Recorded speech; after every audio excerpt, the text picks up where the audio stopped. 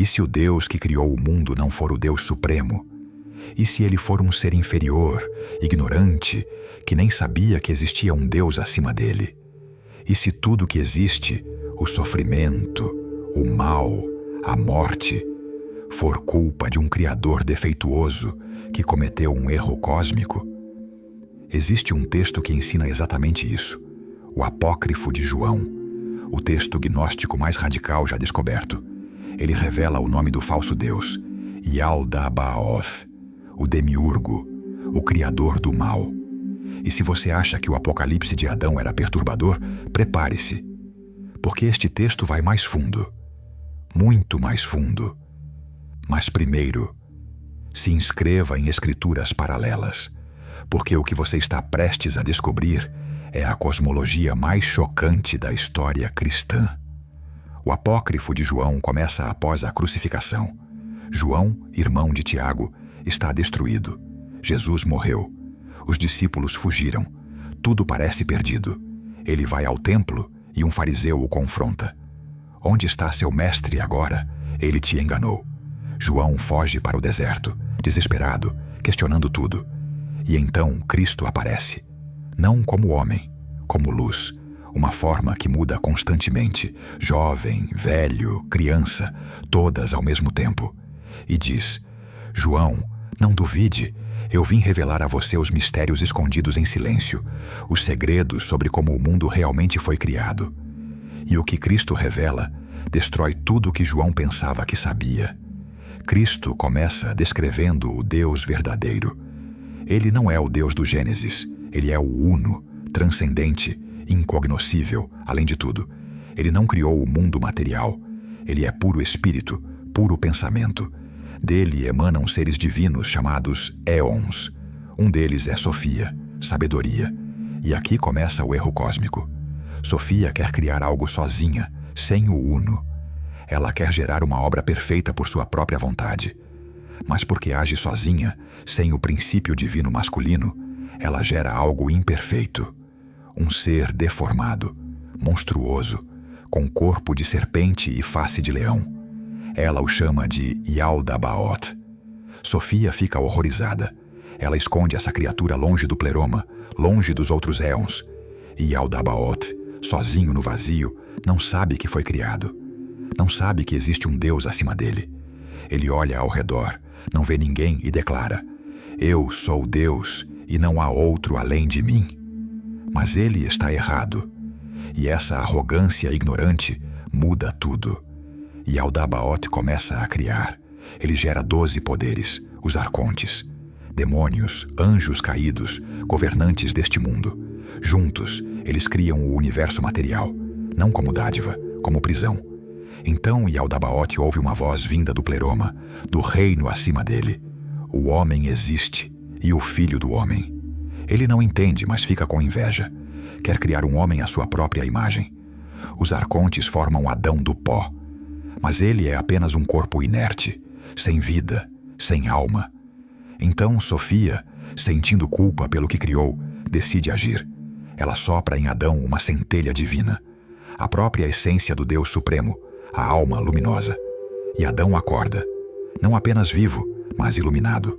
Ele possui conhecimento, sabedoria, luz interior. E Yaldabaoth percebe imediatamente. Adão sabe coisas que o próprio Criador não sabe. Com inveja e medo, Yaldabaoth aprisiona Adão em um corpo material mais denso. Cria Eva da costela para dividir o poder. E os coloca no jardim do Éden, não como paraíso, como jaula. Mas o Deus Supremo não abandona Adão. Ele envia um libertador.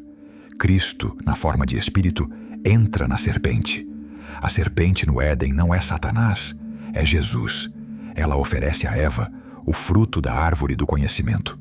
E diz: Vocês não morrerão, seus olhos se abrirão, e vocês serão como deuses, conhecendo o bem e o mal. Eva come, Adão come, e seus olhos se abrem. Eles percebem que estão presos, que Yaldabaoth não é o Deus Supremo, que existe um reino de luz acima deste mundo material. Yaldabaoth fica furioso, não porque eles desobedeceram, mas porque descobriram a verdade. Ele os expulsa do Éden, condena-os ao sofrimento, trabalho, morte, e amaldiçoa a serpente. Você rastejará sobre seu ventre. Mas não importa. A semente do conhecimento foi plantada. A centelha divina, em humanos, lembra de sua origem. E essa memória, essa gnosis, é o caminho de volta. O apócrifo de João foi considerado a heresia mais perigosa da igreja primitiva. Por quê? Porque não questiona apenas detalhes teológicos. Inverte tudo. O Deus do Gênesis, Yahweh, o Criador, não é o herói, é o vilão, um demiurgo ignorante e arrogante. A serpente não é o tentador, é o salvador. O pecado original não é desobediência, é o primeiro ato de libertação. E salvação não vem por fé no sacrifício de Jesus. Vem por conhecimento da verdade sobre sua própria natureza divina. Irineu de Lyon, no século II, escreveu tratados inteiros contra essa cosmologia. Ele chamou de blasfêmia demoníaca, disfarçada de sabedoria. A igreja perseguiu gnósticos, queimou seus textos, declarou heresia mortal acreditar que o Deus Criador era inferior, e o apócrifo de João desapareceu.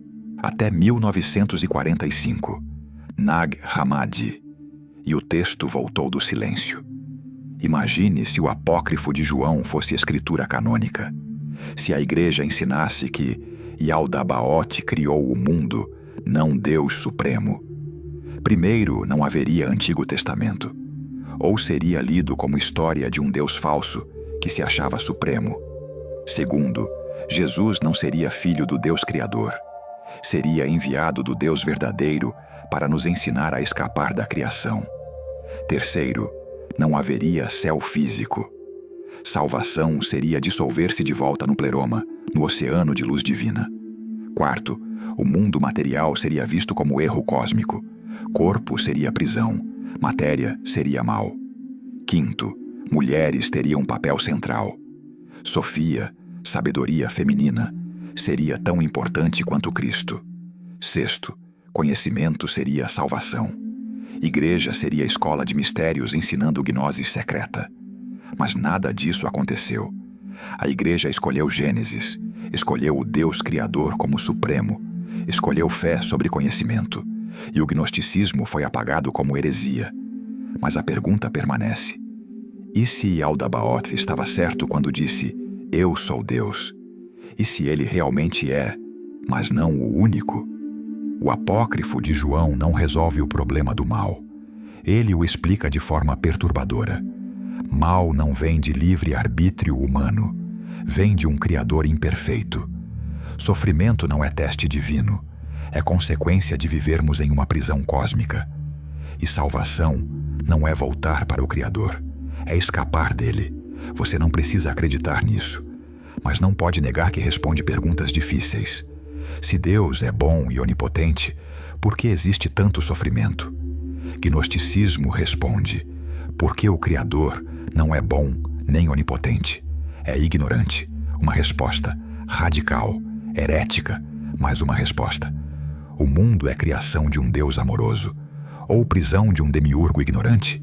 Deixe nos comentários. Arquivo mais sua perspectiva sobre Yaldabaoth. Esta foi a jornada pelos 8 livros apócrifos mais controversos da história. Enoque, Judas, Maria, Pedro, Barnabé, Salomão, Adão, João. Mas ainda falta uma pergunta. Quem decidiu que esses textos ficassem de fora? Quem teve autoridade para escolher o que é palavra de Deus? O próximo vídeo é o fechamento da série e vai revelar algo que pode chocar você. A Bíblia não foi compilada por Deus, foi compilada por homens, em concílios, séculos depois. Quem decidiu o que é Escritura Sagrada? O episódio final de Escrituras Paralelas.